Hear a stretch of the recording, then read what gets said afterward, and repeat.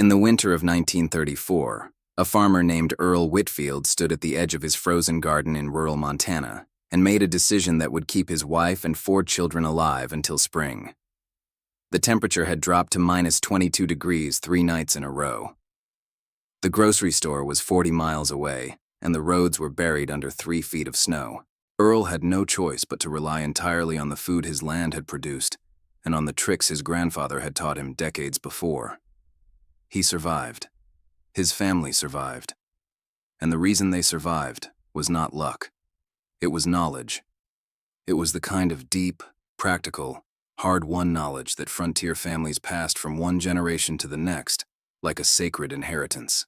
If you've ever wondered whether those old-timers knew something we've forgotten, I'm here to tell you they absolutely did. Today, we're going to go through 25 of the most powerful, most ingenious garden tricks that frontier families used to feed themselves through the harshest winters on record. Some of these will surprise you. A few of them were actually condemned by early government agricultural agents who called them dangerous or unsanitary. We'll get to those. Before we dive in, if you haven't subscribed yet, hit that button right now, because what you're about to learn is the kind of information that used to be worth more than gold in a hard winter. Number 25 will seem simple, but most people today have completely forgotten it exists. Number 25. The straw bale cold frame. Frontier gardeners in northern states discovered that straw bales placed around the edges of a simple wooden box frame with an old glass window on top could extend the growing season by 6 to 8 weeks on both ends of the year. This meant fresh greens well into November and again as early as February. The straw acted as insulation, trapping the sun's warmth inside even when nighttime temperatures dropped below freezing. Families would plant cold, hardy greens like kale, spinach, miner's lettuce, and lamb's quarters inside these frames in late summer. By the time the first hard frost hit, the plants were established and the cold frame was doing its job. Women in particular mastered this technique because they were often the ones managing the kitchen garden while men worked livestock and fields. A cold frame could mean the difference between a meal with fresh vegetables and a meal with nothing but salted pork and dried cornmeal. The glass didn't need to be perfect. Old window panes, cracked pieces, even oiled cloth stretched across a wooden frame would do. What mattered was the trapped heat and the blocked wind. Number 24. Root cellaring with layered sand. Everyone knows frontier families used root cellars, but most people don't know about the layering technique that made those cellars so much more effective. Carrots, parsnips, turnips, and beets were not simply thrown into bins.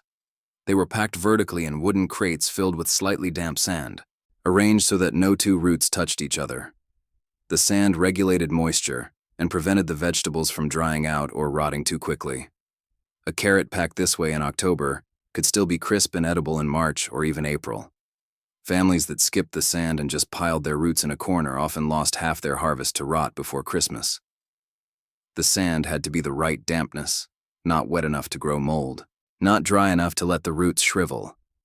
Experienced homesteaders could judge this with a single squeeze of their hand, a skill their children learned by watching them do it year after year.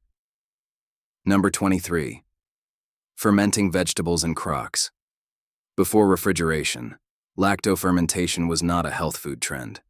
It was survival. Frontier families packed cabbage, green beans, turnips, and cucumbers into ceramic crocks with nothing but salt and water. The naturally occurring bacteria on the vegetables did the rest, creating an acidic environment that preserved food for months without any heat or electricity. A family with 3 or 4 large crocks could have sauerkraut, pickled beans, and fermented turnips throughout the entire winter. What makes this remarkable is that fermented vegetables actually become more nutritious over time, not less. The bacteria produce vitamins, particularly vitamin C, which was desperately needed in winter when fresh fruit was non-existent. Scurvy was a real risk for frontier families who didn't ferment. Those who did had noticeably healthier teeth, skin, and immune systems, though they wouldn't have described it in those terms. They would have simply said their family didn't get as sick. Number 22. Saving seed in paper envelopes inside a tin. Seed saving was so fundamental to frontier gardening that a family without good saved seed was genuinely vulnerable. But the method mattered enormously. Seeds stored in paper envelopes tucked inside a sealed tin, with a handful of dry rice in the bottom to absorb moisture, could remain viable for 3 to 5 years. Seeds stored carelessly in cloth bags hanging in a damp barn often failed to germinate by the following spring. The tin kept out mice, moths, and excess humidity. The paper allowed the seeds to breathe just enough without drawing in outside moisture. Families labeled each envelope with the crop name, the year, and sometimes notes about that particular plant's performance, whether it had resisted disease, produced particularly large fruits, or ripened early. These tins were often treated as family heirlooms. Number 21. The Three Sisters Planting Method. Long borrowed from indigenous agricultural knowledge, the Three Sister system of planting corn, beans, and squash together was embraced by frontier families across the continent. The corn grew tall and gave the beans a pole to climb. The beans fixed nitrogen from the air into the soil, feeding the corn and squash. The squash spread wide, flat leaves across the ground, blocking weeds and shading the soil to retain moisture. 3 crops grown together, each making the others more productive, requiring far less labor than 3 separate plantings. A family with a well-managed Three Sisters patch could harvest enough calories from a surprisingly small plot to last through a long winter if properly dried and stored. Number 20. Drying herbs by the bundle on south-facing rafters. Every frontier kitchen had bundles of dried herbs hanging from the rafters. This wasn't decoration. Dried herbs were medicine, flavor, and preservation all at once. Sage, thyme, rosemary, mint, oregano, and dozens of wild-gathered plants were bundled with twine and hung in a dry, well-ventilated space. The south-facing orientation mattered, because even in winter, southern light through a window provided a small amount of warmth that helped the drying process and prevented mold. A family with a good herb supply could make salt pork taste like a real meal, brew teas that soothed winter coughs, and preserve meats with natural antimicrobial compounds. Families that didn't bother with herbs often found winter meals monotonous and demoralizing in a way that went beyond nutrition. Number 19. Burying late cabbages in the garden under soil and straw. This one surprises people every time. Frontier gardeners discovered that cabbages could be stored right in the ground through mild to moderate winters by burying the entire head, roots and all, under a thick mound of soil and straw. The mound insulated the cabbage from freeze-thaw cycles that caused rot. When a family needed a head of cabbage in January, they simply dug it up. In regions with deep winter freezes, they modified the technique by digging a shallow pit, placing the cabbages upside down with their roots in the air, and covering the whole arrangement with an 18-inch layer of straw topped with boards. The inverted position kept the core dry and dramatically extended storage life. If you want to share a technique you still use on your own land, drop it in the comments right now. We read every single one. Number 18. Companion planting to deter pests without chemicals. Frontier gardeners couldn't afford to lose a crop to insects. They used companion planting not because they read about it in a book, but because they'd watched what happened over decades. Planting nasturtiums around the edges of a vegetable garden drew aphids away from food crops. Marigolds planted near tomatoes and squash reduced nematode damage in the soil. Strong-smelling herbs like basil and tansy repelled certain beetles. These weren't magic cures. They were modest interventions that collectively reduced pressure from pests enough to make a meaningful difference in a family's harvest. The knowledge was granular and local. What worked in Tennessee didn't always work in Kansas. Families adapted and refined their companion planting strategies based on what they observed in their own specific soil and climate. Number 17. Smoking meats over hardwood to stretch protein through winter. When a hog was slaughtered in late fall, nothing was wasted and everything edible was preserved. Smoking was one of the primary methods. Hickory, apple, cherry, and oak were the preferred woods because of their flavor compounds and the way they dried the surface of the meat while depositing antimicrobial compounds that inhibited bacterial growth. A well-smoked ham hanging in a cool, dry cellar could last 6 months without refrigeration. Families built smokehouses from whatever materials they had, sometimes just a repurposed outhouse or a wooden box with a pipe running to a fire pit several feet away, allowing cool smoke to cure the meat without cooking it.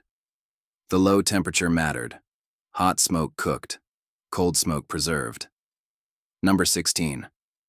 Using wood ash from the fireplace to amend garden soil. Every morning when frontier women cleaned out the fireplace, the ash was saved, not discarded. Wood ash is rich in calcium, potassium, and trace minerals. Applied to garden beds in late fall, it raised soil pH, improved tilth, and discouraged certain soil pests and fungal diseases that overwinter in the dirt. The key was moderation. Too much ash made the soil too alkaline and stunted plant growth. Experienced gardeners knew their soil and applied ash accordingly.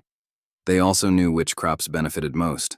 Brassicas and root vegetables loved ash-amended soil, while blueberries and potatoes preferred more acidic conditions and got none. This was all passed down by observation, not by chemistry textbooks. Number 15. Harvesting and drying wild plants to supplement cultivated crops. Frontier families did not rely exclusively on their gardens. The surrounding landscape was an extension of the food supply. Elderberries, wild plums, rose hips, acorns, hickory nuts, black walnuts, cattail pollen, and dozens of other wild plants were harvested seasonally and dried or otherwise preserved.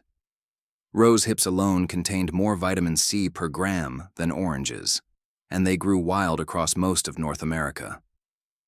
Families that knew how to identify, harvest, and dry wild foods had a dramatically deeper pantry than those who relied only on cultivated crops. This knowledge required years of learning. Mothers taught daughters. Grandmothers taught everyone. The information was oral, local, and irreplaceable when it was lost.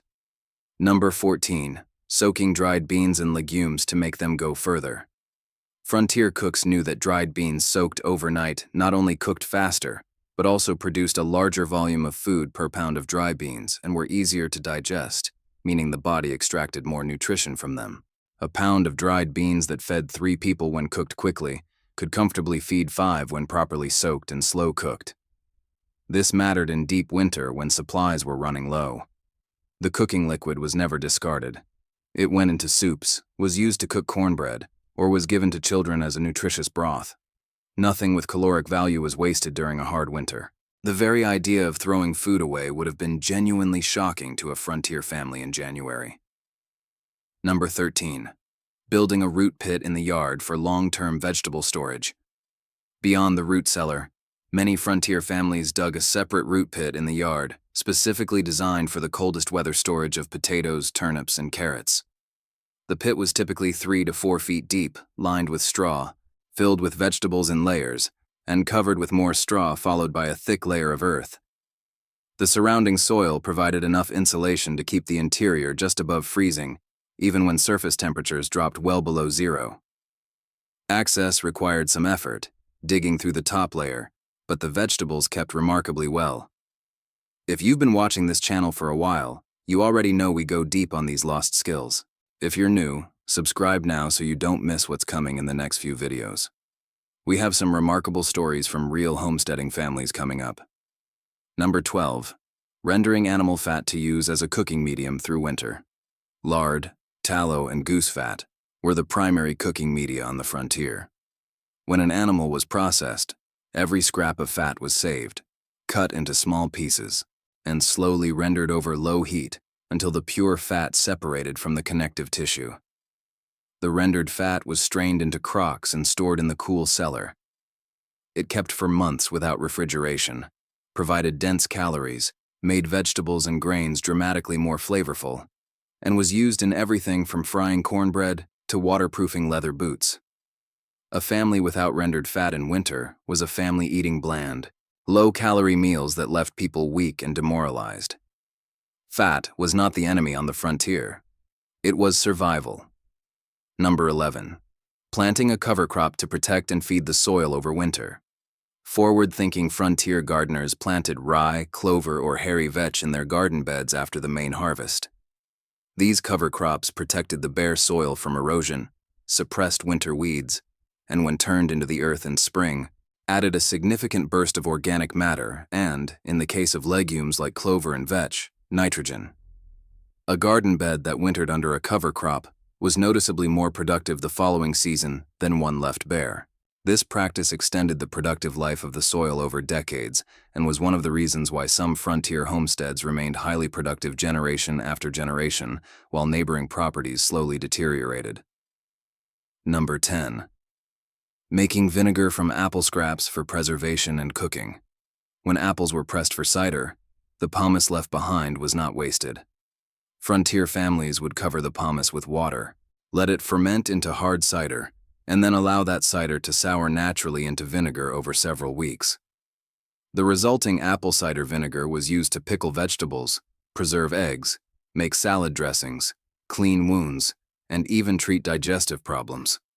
A family with a good supply of homemade vinegar had a powerful preservation tool that extended the life of countless other foods. Commercial vinegar was expensive and not always available in rural areas. Making your own from what would otherwise be waste was simply practical. Number 9. Preserving eggs in water glass to last through winter. Water glass, a solution of sodium silicate dissolved in water, was used by frontier families to preserve fresh eggs for up to 9 months. Eggs were submerged in the solution in large crocks kept in a cool location. The water glass sealed the pores of the eggshell, preventing bacteria from entering and oxygen from escaping. Eggs preserved this way could not be soft-boiled because their air cells had changed, but they were perfectly edible for baking, scrambling, and cooking. In the days before laying hens were kept in heated coops, egg production dropped dramatically in winter. Families who preserved a supply of eggs in late summer and fall had protein through the lean months. Those who didn't often went without. Number 8. Timing the planting calendar by observing natural signs. Before almanacs were widely available and before formal agricultural extension services existed, frontier gardeners read the landscape to know when to plant. When the oak leaves were the size of a squirrel's ear, it was time to plant corn. When the lilacs bloomed, it was time for cold-tolerant greens to go in. When the soil was warm enough to sit on comfortably with bare skin, warm season crops were safe to transplant. These indicators, called phenological signs, were often more accurate than calendar dates because they responded to actual local climate conditions rather than arbitrary fixed dates. A late spring showed up in the plants and trees before it showed up on the calendar.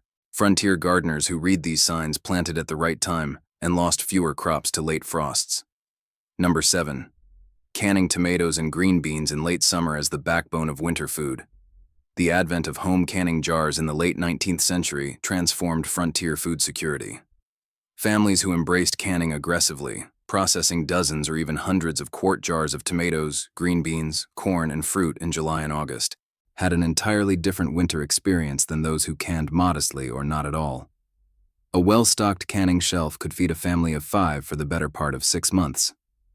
The process required mason jars, a boiling water bath or pressure canner depending on the food's acidity, and considerable labor over the hottest weeks of summer. But that investment of summer sweat meant winter security. Drop a comment below telling us how many jars your family puts up each year. We want to know if this tradition is still alive out there. Number 6. Using cold pits under the porch to store live root vegetables. The space under a farmhouse porch was often excavated and lined with straw to create a cold storage zone that stayed just above freezing through most of the winter. Unlike a full root cellar, this was a supplemental space that gave quick access to root vegetables without requiring a trip to an outbuilding in bitter cold weather. Carrots, turnips, parsnips, and celeriac stored here kept remarkably well because the stable cold temperature arrested their cellular activity without freezing them solid.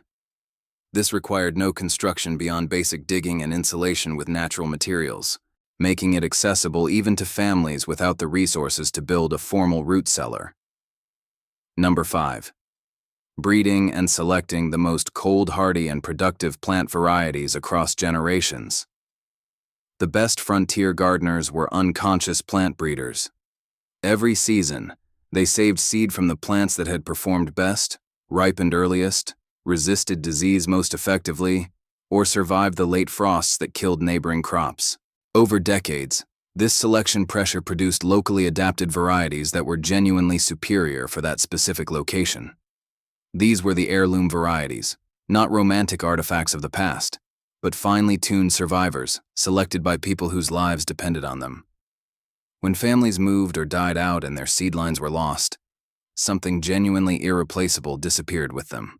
The standardized commercial varieties that replaced them were more uniform and more profitable to seed companies, but they were often less adapted to the harsh conditions of specific local climates. Number 4. Building a root cellar into a hillside to take advantage of geothermal stability. The best root cellars on the frontier were not dug straight down like wells. They were built into the north face of a hillside, with the door facing north to minimize solar heat gain, and the main chamber extending horizontally into the earth, where temperatures stayed at a remarkably stable 50 to 55 degrees Fahrenheit year-round, regardless of surface conditions. This geothermal stability was the key. Vegetables stored in such a cellar didn't freeze in January, or warm and sprout prematurely in March, the way they sometimes did in less thoughtfully designed storage. Families who built their homesteads near suitable hillsides often chose those sites specifically because of the cellar opportunity. The hillside cellar was, for a farming family, what a refrigerator is for us, the single most important food preservation infrastructure they possessed. Number 3. Growing sprouts from dried seeds indoors in winter for fresh nutrition. This is one that early 20th century agricultural agents sometimes condemned as a waste of good seed, which tells you something about what those agents understood about nutrition. Frontier families in especially isolated communities discovered that sprouting dried beans, whole grains, and certain seeds in a jar of water on a windowsill produced fresh, living food even in the dead of winter. Mung beans, lentils, whole wheat berries, and sunflower seeds would sprout within days and provide fresh, vitamin-rich food when nothing green was growing anywhere outside. Sprouts were eaten fresh, added to soups at the last moment, and fed to children who were showing signs of vitamin deficiency. The knowledge was simple, the materials were already in the pantry, and the results were remarkable. Number 2. Storing winter squash and pumpkins on wooden shelves in a frost-free room rather than in a cellar. This one contradicts what most people assume. While a root cellar is ideal for roots and cabbages, winter squash and pumpkins actually do not store well in the high humidity of a root cellar. They need a dry, frost-free environment with good air circulation, a spare bedroom, an attic space that stayed above freezing, or a sheltered corner of the kitchen. Frontier families who figured this out, through painful trial and error, watching their squash rot in a perfectly good root cellar, could extend squash storage to 4, 5, or even 6 months. A dry-stored butternut squash from October was still perfectly edible and nutritious in March. The key was ensuring each squash rested on something that allowed air to circulate underneath it. Wood was ideal, and that none of the skins were broken or bruised at harvest. And now we reach number 1, the single most impactful frontier garden trick that family after family credited with getting them through the worst winters they ever faced. This was called the succession planting and deep harvest system, and it was not a single technique, but a way of thinking about time and food that transformed a family's relationship with their land. The principle was simple, but required genuine discipline and foresight. Rather than planting the entire garden at once in spring and harvesting it all in fall, succession gardeners planted in multiple small waves throughout the season, starting in early spring with cold-hardy crops like peas, spinach, and brassicas, following with the main summer crops, and then replanting empty beds in midsummer with a second wave of fast-maturing cold-hardy varieties, specifically for fall and winter harvest. This meant that as summer crops were eaten and exhausted, new crops were maturing in their place. The garden never went empty. It just changed. The deep harvest part of the system referred to the practice of harvesting aggressively from each crop before it peaked, drying, fermenting, or canning immediately, and never leaving produce in the field so long that it risked being lost to an early frost or sudden disease outbreak. Combined, these two habits, staggered planting and aggressive early preservation, created a food supply that was remarkably resilient.